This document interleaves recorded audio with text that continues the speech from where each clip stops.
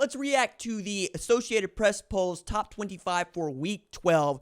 And off the rip, I need to point out that our top three look identical. I have Oregon at number 1, best team in college football. Ohio State at number 2, 1-point loss to the best team in college football, and an absolute stomping of Purdue on Saturday. And then Texas at number 3, one of the better looking teams. And frankly, what they did against Florida was impressive. Still think they should have shut them out because that's what you're supposed to do to bad football teams who are having third string quarterbacks, third string running backs, third string cornerbacks. Basically the B team. You should not let that team score. I don't give a damn who you got on the field, but Quinn Ewers was amazing, outstanding. He can do the James Brown in them pants. And look, he went for 333 in 3 quarters, but he also threw 5 TDs with 0 INTs and completed 70% of his passes. Only 2 other UT quarterbacks have done that. Sam Ehlinger in 2020 and James Brown, 1994. Hello. Look, after that, I don't see Penn State as the number 4 team. This is ridiculous. What are we doing here? I don't understand this. They're 8-1. They could not score an offensive TD against Ohio State, and Indiana has beaten everybody they play. I get that you don't think that Indiana's played anybody, but their win against Michigan was the first one that they didn't have where they didn't beat somebody by 14 points, all right? We'll see what Ohio State does with Michigan in a couple of weeks, but that's the 4th best team in college football, 5th best team in college football, depending on how you want to look at these things. But I think that Indiana has the bye week to get ready for Ohio State, and then they get to leave no doubt. You beat Ohio State, we're going to think of you as one of the 2 best teams in college football, and you'll be playing in the Big Ten championship game against what we think is going to be Oregon, clinching a spot there next week.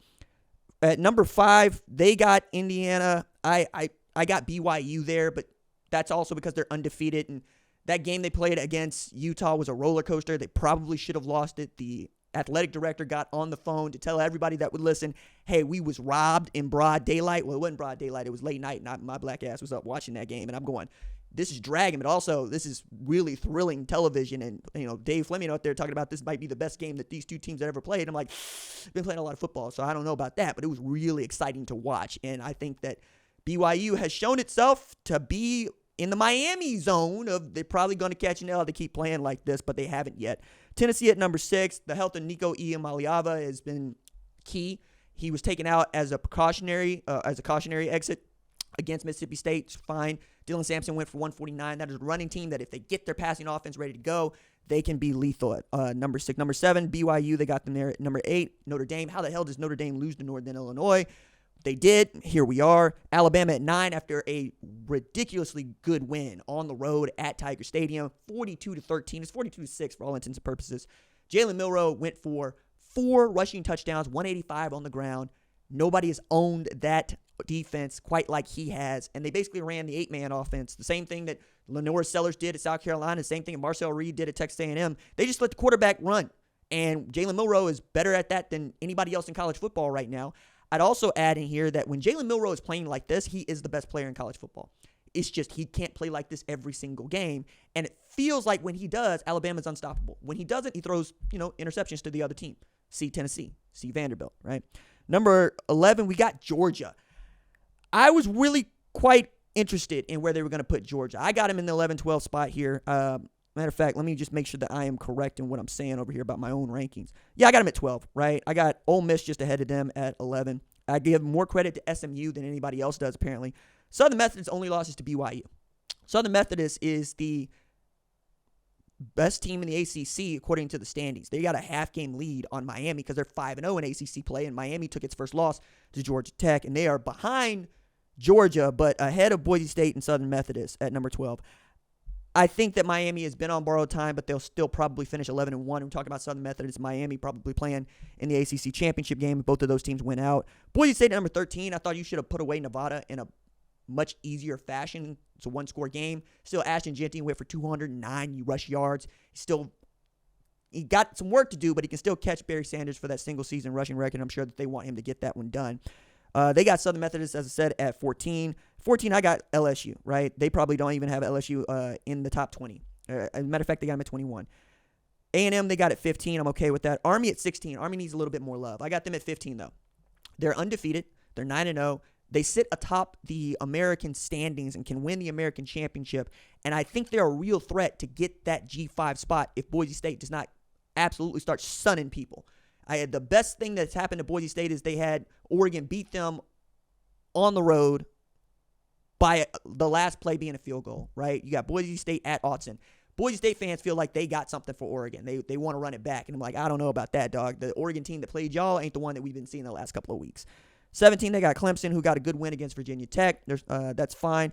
Colorado at 18. I really expected Colorado to be ranked a little bit higher based on what it has done in recent weeks, right? You take a look at the losses. They only got their behinds handed to them just once this year, and that was Nebraska, right? They are 7-2. They could just as easily be 8-1. They have been playing outstanding football in all three phases since Nebraska. Basically, they went down to Central Florida, and they gave the Knights the business, right? They had Kansas State on the ropes. They had a lead in the fourth quarter, and they just kept dropping like flies at the wide receiver position. And this is a program offensively that's got more in common with Mike Leach and Texas Tech than Texas Tech does right now. It is really Shedeur Sanders and the quartet of dudes that he's throwing the football to, led by one Travis Hunter, who's going both ways, ought to be the Heisman Trophy winner. But Shedeur is going to be a first-round pick in this upcoming NFL draft. I think we've seen enough. There are things to clean up. There are things that, of course, you want to see fixed for him. But as far as getting the ball to playmakers and himself being a playmaker, it's been great. Phil Lodehold has done a really good job overhauling that offensive line. Jordan Seaton's going to be a freshman All-American. Robert Livingston put together a defense that can fly around and make things happen. They had 10 tackles for loss. They had 3 takeaways. They had a fumble recovered for a TD by Shiloh Sanders. They have been great. Preston Hodge at the nickel spot. DJ McKinney at the other cornerback spot. They've been getting home with their pass rush. It's a good football team. I don't know that there's a Big 12 team left that can, or I should say, that should beat them. Every Big 12 team left can beat them. There isn't one left that should beat them. But Utah gave BYU one hell of a scare, and that is a great defense that Morgan Scalley's got over there. Good luck throwing the ball all over the yard. You're going to have to, because that's what you do, but that is a program that is going to hand the ball to Mekhi Bernard and then try to eat out the clock. They're trying to drive down the pace of this game and limit the possessions that Pat Shurmur and Shedeur have to work with and make you take the ball away on defense. Nice thing about that is Colorado feels like they can run downhill on defense, and they can probably get to Mekhi Bernard. And if you can do that, and you can force the quarterback to try to make plays in the passing game, you can beat Utah. And that game's at Folsom. It ought to be huge. Big Noon's going to be there. I'm excited about it.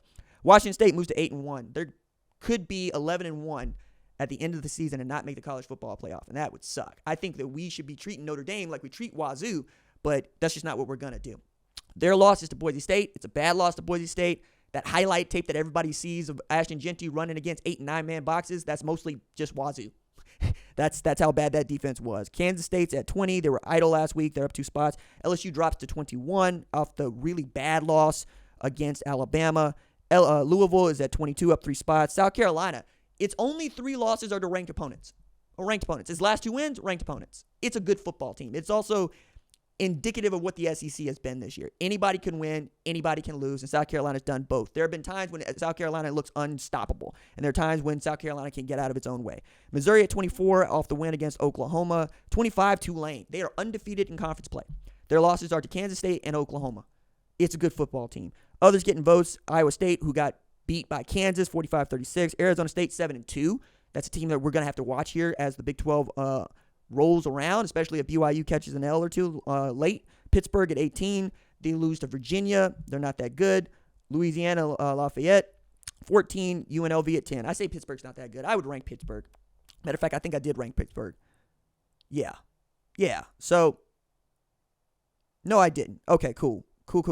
So I got Colorado at 17, Boise State at 18, Wazoo at 19, Clemson at 20, Missouri at 21, Kansas State at 22, Iowa State at 23, South Carolina at 24, Tulane at 25. Again, the only thing I got a conniption with is that Indiana ranking, right? I think Indiana is a better football team than Penn State, and they got the win-loss record to prove it. Your best win if you're Penn State is Illinois. Sure.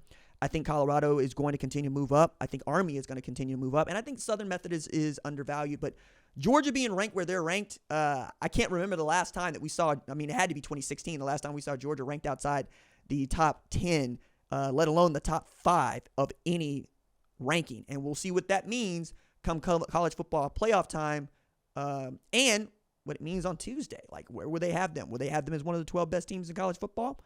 It's an interesting question. Right now, feels like you can say that, but I don't know if you should say that. We'll see. Also, if you like the channel, subscribe to the channel.